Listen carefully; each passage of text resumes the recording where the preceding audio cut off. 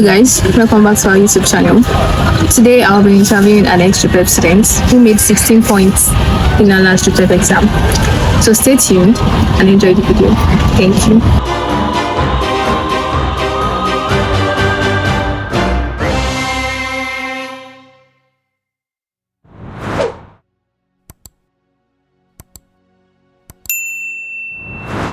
Good afternoon, my name is Inyolua and I'm here with Adasa Laju. Yeah, she was the first Jupeb student and then she had 16 points. She's here to share some of her experiences she had during the program with us. And so I'll be starting off with the subject combinations you had. What were they? Mathematics, physics and chemistry. Oh god, that's impressive. Okay, so how did you balance your social life and your academic life? For me, I believe that there's nothing like balance. Okay. You just have to have like your priorities straight. Reading 5 hours, reading 10 hours, it does not matter. Someone can read 2 hours and go for parties. Me, I will not lie to you. You can go for parties all you want, but you have to like give. Consistency is key. You have to give time to your studies, even if it's just 2 hours. Dedicate 2 hours to reading something, maybe every day or however you feel comfortable. But once you dedicate that particular portion of time for a particular period of time, for that like 9 months that you're going to be doing the program, and you are consistent with it, definitely you come out with a very good and solid point. Okay, so do you feel your first semester exam helped you in any way? I feel like my first semester results exam helped me. Yes, kind of. For my set, the momentum was kind of slow. So the first semester, we did not really cover up to half of what we're supposed to do. So second semester was really cumbersome and packed. So first semester did not really help. Yeah, the exam did not really help. Did not really help because we had not yet really covered a lot. Okay. So do you know anyone that actually failed first semester exam, like failed and then still made the program? There are a lot. Okay. There are a lot. Personally, I believe that literally almost half, not almost half, more than half failed first semester results. But as God will have it, I think most of us actually passed. Okay. So were there times you were actually distracted? I think distraction is everywhere. I get easily distracted. How did you cope with them? How did I cope with it? By setting my priorities right. Most of the time, if I'm distracted, I know that it's going to pile up somewhere and I have to cover up for it. Do you understand? Yeah, sure. Yes. So, like, how many hours did you read every day? Or it was not? It was not.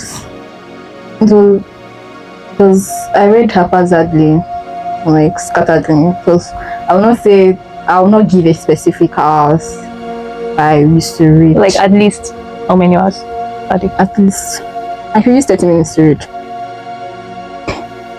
and sleep for the rest. Okay. If you were to start the program again, what would you like to do differently, or what would you have done? Nothing. I won't do anything differently. Why? Because literally what I did then actually helped me. No, I don't think I would do anything differently if I were to do the program again. Okay. But you know, there are some people that do not, when they read, they don't actually understand what they read. Or like, so that 30 minutes we made mention of can actually work for most people. For most people. So what would you advise them to do? That's why I would say do what works for you. Because I said 30 minutes does not mean you have to do 30 minutes. Yeah. It will make sense.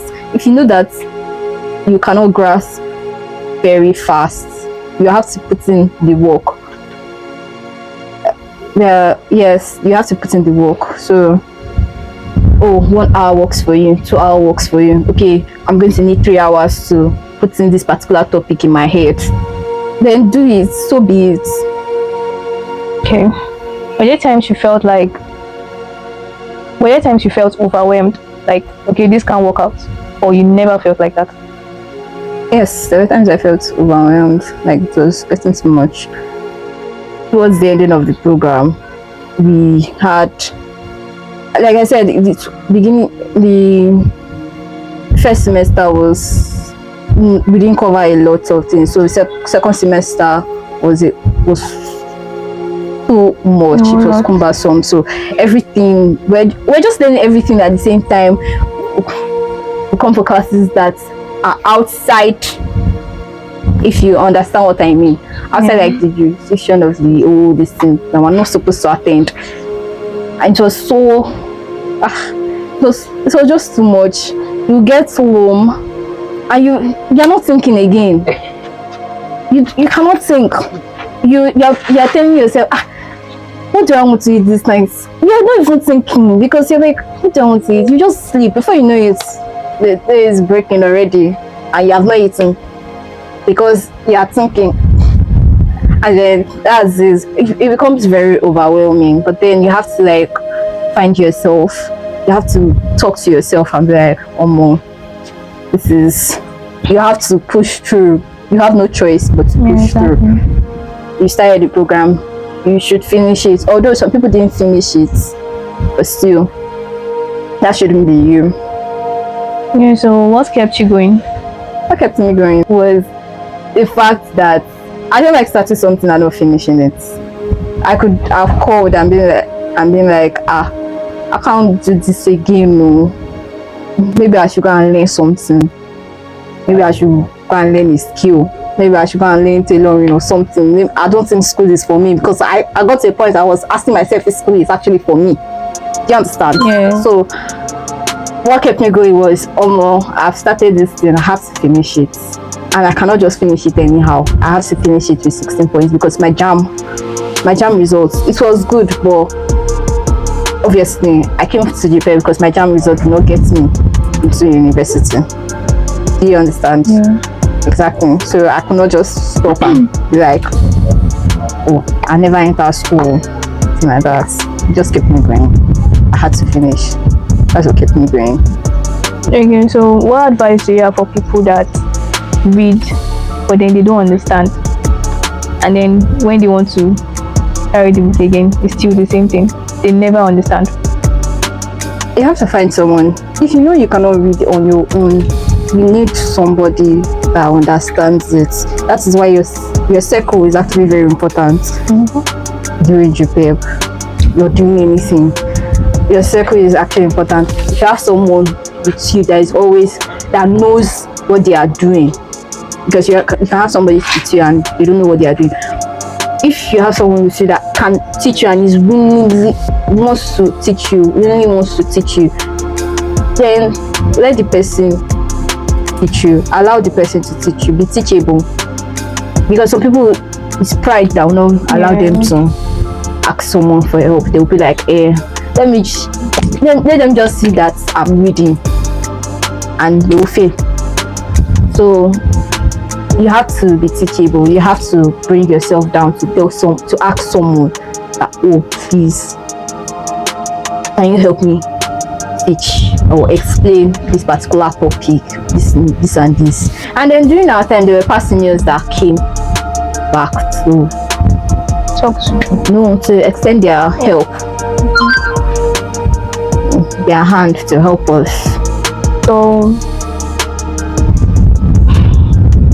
how did you know you were well prepared for the program? You cannot know you are well prepared. It's not possible. You just continue to read. If you think you are forgetting something, go back to it.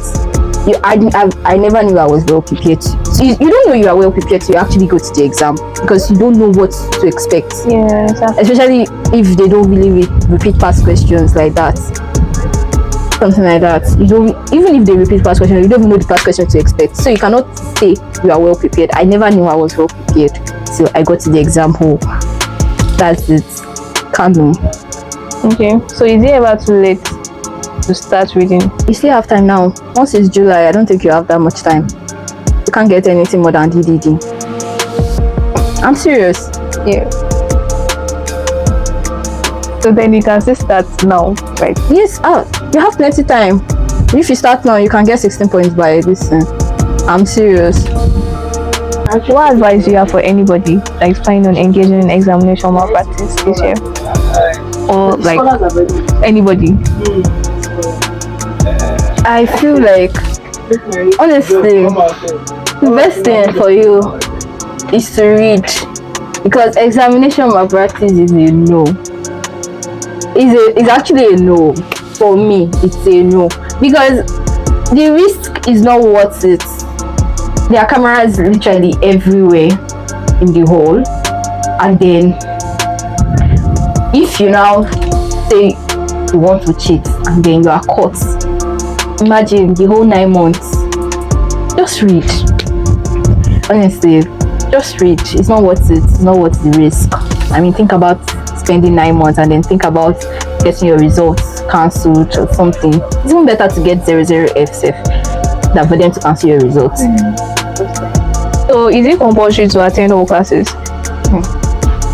I don't think it's really possible for you to attend all classes, but definitely you should attend majority of your classes. At least 90% of your classes, you should attend it. Why did you pay large amounts of money if you can't attend your classes? Okay.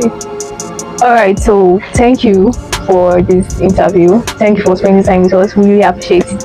And yes, so and that's all for today's video, guys. I hope you learned 18 or 2 from it. Don't forget to like, share and subscribe. Turn on your notification bell to get more important updates from this channel. Thank you.